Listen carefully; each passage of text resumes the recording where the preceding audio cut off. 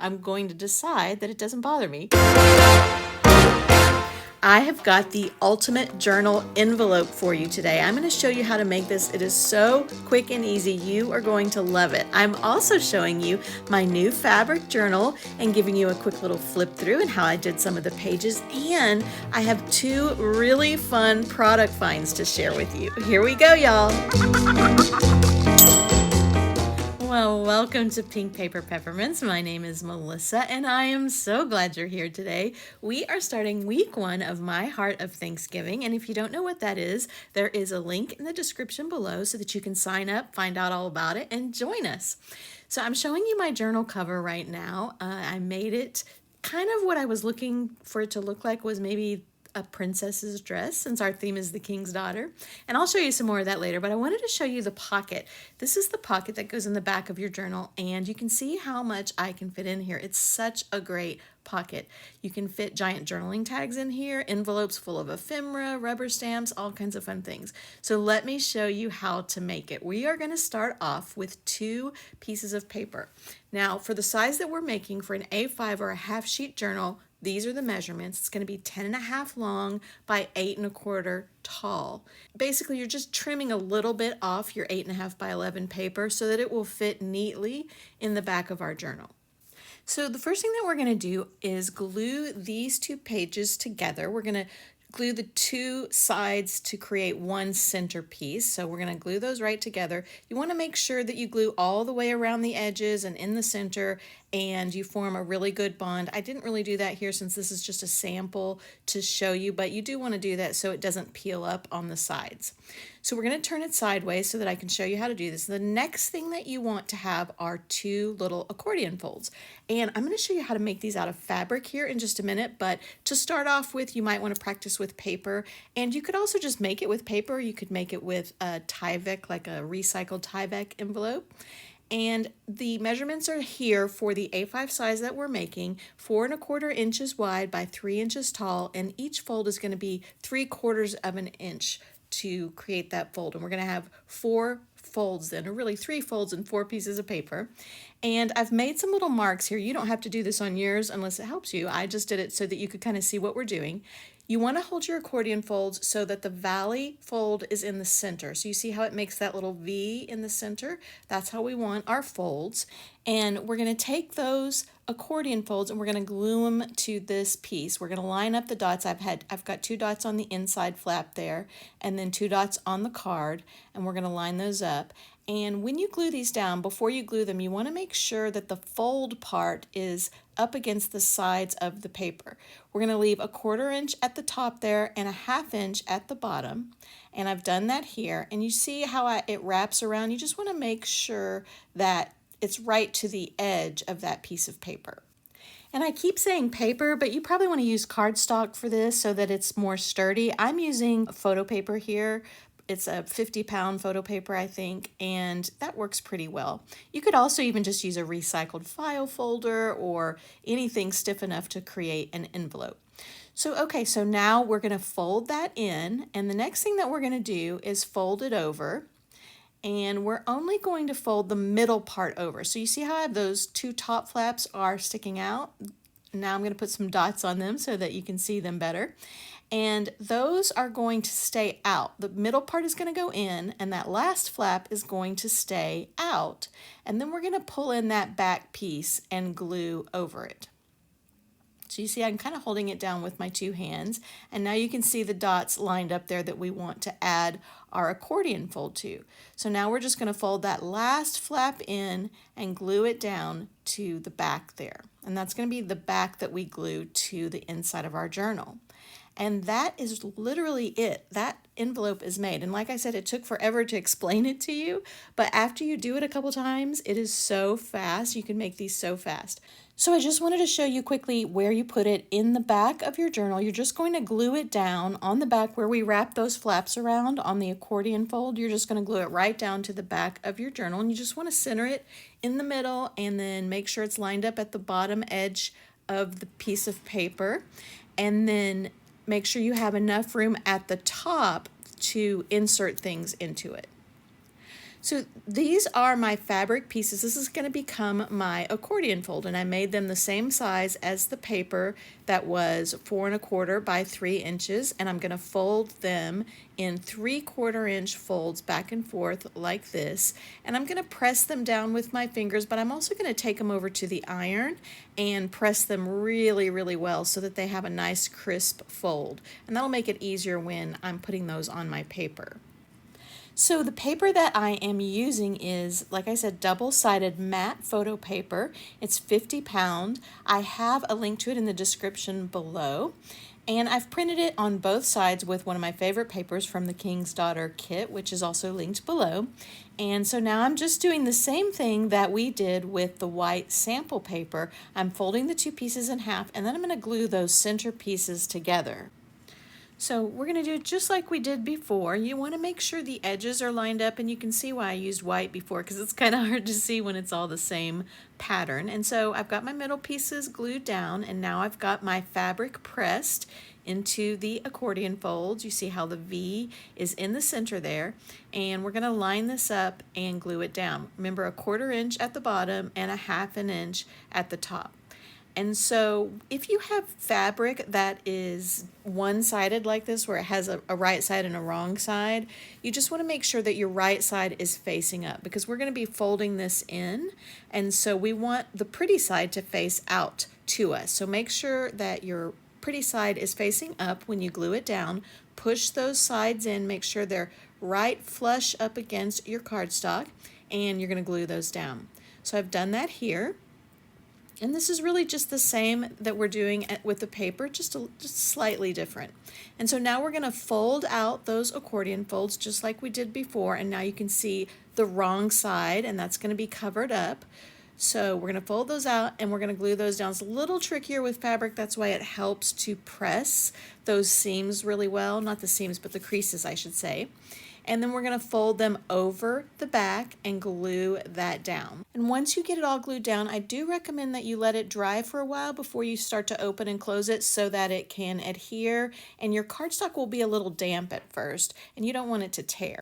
So you can see how pretty it looks and how much room you have on the inside. So now we're going to go ahead and attach it to our back page, and all you're going to do is lay it down on the side where your flaps wrap around. You want that to be the back. You're going to line up the bottom edge with the outside edge of your page, and you want the opening to face inside your book so that nothing falls out. I've actually done it backwards before and everything falls out. And you want to lay it down with the fabric side down and glue it all the way around the edges. And again, once you do that, don't open it and close it like I'm doing here because you want it to dry really well or it will tear. Okay, so now I want to show you what I did with my title page. I wanted to put an extra piece of paper in front of the first page of the devotional, and I really love this paper from the notebook from the kit, and I wanted to use the King's Daughter title of that and put it on the front. So I've got these dies called, they're Tim Holtz Movers and Shapers Arches, and they're pretty old, so I'm not sure if you'll be able to find them, but if I can find them, I'll put a link in the description.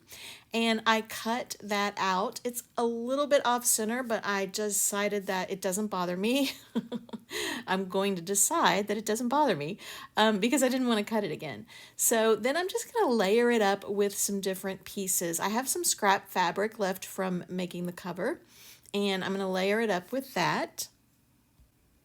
And then I've also cut out some embossed silver vellum that I had in that same arches shape, and I'm just layering those in as well. So next I'm taking a frame from the ephemera, and I've typed a verse on it. It's our verse, kind of our theme verse for this devotional, and I'm layering those up. I'm going to create a double pocket. So I'm just adding some glue around the edges. I'm going to let that dry, and then I will add some tags and embellishments. So you might notice there's like a little white spot on the edge of the pocket there where I tore it. So I'm trying to figure out what I want to put there, and I decided I'm going to use one of the girls from a tag from the ephemera kit. I just love her silhouette with her sword and her hair blowing in the wind. And I've got this iridescent medium. It's just, it's sparkly that you can add to acrylic paint to make it sparkle, but I just use it by itself because it's kind of clear. And I'm taking a Q-tip and just rubbing it on and putting just a really thin coat all across her. And this is going to make her really shimmer. It's kind of hard to see in the video, but in person it looks very sparkly and pretty. So I'm just going to glue her down right over that place that I messed up on the pocket, and I actually like that a lot. So next I'm going to create a tag that I can write in about my book and what it's going to be about. And I'm taking this embossed silver paper and just trimming it to size. I'm snipping off the corners and making it a tag shape, and then it's just going to fold open like that. Then I've got these vintage floral leaves that are silver. I got these from a shop that's like my favorite shop to buy stuff like this from, and I will link her shop in the description below this video. You will love it. She still has some of these leaves because I checked it before I did the video. So, and then I just added some tulle to the top of that as well, stapled that all on, and I'm tucking that into the pocket there. And then I've also got some pieces of ephemera, this little book spine and this little chapel window. That was actually a journal card I cut that out of. And I'm just adding those in to use as bookmarks later in my journal. So now I'm going to work on my prompt card, and if you haven't seen the prompt cards, they are designed to be like castle doors, and they've got 3 tabs on them. So the bottom tab, you cut the 2 sides off if you want your door to fold down, kind of like a drawbridge.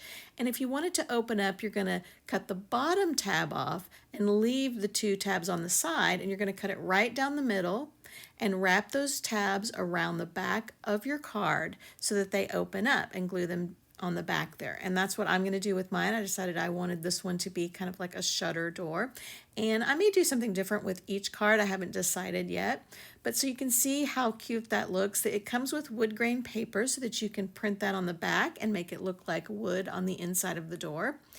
And I wanted to put some backing behind it, and I like this, it's kind of a fleur-de-lis, kind of silver fleur-de-lis, and this is actually from the mini book kit, this papers, but I really like it. So I cut that to size, and I think I might use that on each prompt card page. And then I wanted to show you these. I found these are so cute. They're like little castle doorknobs. I mean, they could not be more perfect, and I will link them below.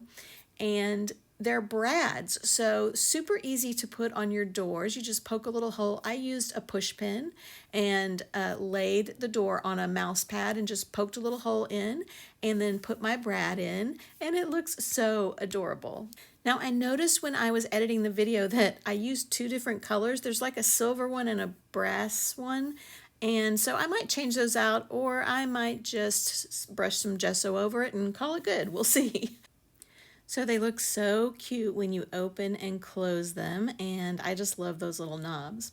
So then I'm just writing in some notes on my prompt page, and I was just kind of thinking about what all of the verses meant to me and praying about it, and the Lord put just a phrase on my heart, which I'm going to do in this tag. It's a giant journaling tag. And I found some really cool letters that I'm going to use to do the phrase inside this tag. I'm going to use it kind of like a tip-in and wrap it around the page. And these are vintage Letraset letters I got at an estate sale. I don't know if y'all remember these. They're kind of like rub-ons, and I am so old that I do remember using them when I was in high school. In my youth group, I used to help do the newsletter, and this is what we used to do the newsletter. The titles and things was these Letraset letters. And so I was really happy when I found these. They're very old, so if you know anything about rub-ons and Letraset, they will fall apart when they're old. Sometimes they're dry and crumbly, sometimes they won't stick at all, but I'm okay with that. I wanted kind of a grungy vintage look, so I'm just gonna go for it and see what happens with these. And right now what I'm doing is putting some gesso down on my tag to give it kind of a white background for my phrase. So you'll see when I do this first letter, you'll see what I'm talking about, how sometimes they don't work. It looked like I had gotten all the letter off, and then when I pulled the sheet up, it wasn't there. So I decided to try again, and it worked the next time. So I'm just going in and finishing my phrase now and rubbing the letters on. I'm using the stylus from my scoring tool, but you could use a bone folder or even the back of a spoon. You can see how crinkly those letters are, but I really, really love it. And I just think it's so fun to use something that someone used maybe 50 or 60 years ago, and then for me to pick it up now and use it in my journal. So next I'm just going to put a very light thin coat of clear gesso over it because it's so delicate. I don't want it to get rubbed off accidentally, so I'm just doing that and drying it a little bit with my heat tool there. And so now let's flip through and see some of the pages. The only thing that I did differently on those was I just went ahead and added some gesso splatters here and there. And I wanted to show you what I did with the rest of that tip-in. I put the word undevourable on the front, and I used what is going to be our participation prize for today. If you're in the live chat right now, you will get a link to this as your participation prize. If you're not and you're watching this later, it will be in the shop. But these are called flash tabs, and they're kind of like little mini flashcards that are like tabs. And then on the inside, I just sewed circles around my phrase, and I added some ribbon to it as well, and a little phrase typed down at the bottom. This page I did off camera, and I just added a flashcard on the inside, and then I also typed on one of those vintage leaves, and I really liked how that came out. Then this little arched window was a newsletter gift. So if you're not subscribed to the newsletter, you want to do that because I send things out like that all the time. Now this page isn't finished. I'm going to probably use these giant journaling tags on this spread, but I haven't decided yet. And that wraps it up. Thank you so much for joining me today. I hope that you have a week filled with peace and grace, and I will see you next time here on Pink Paper Peppermints.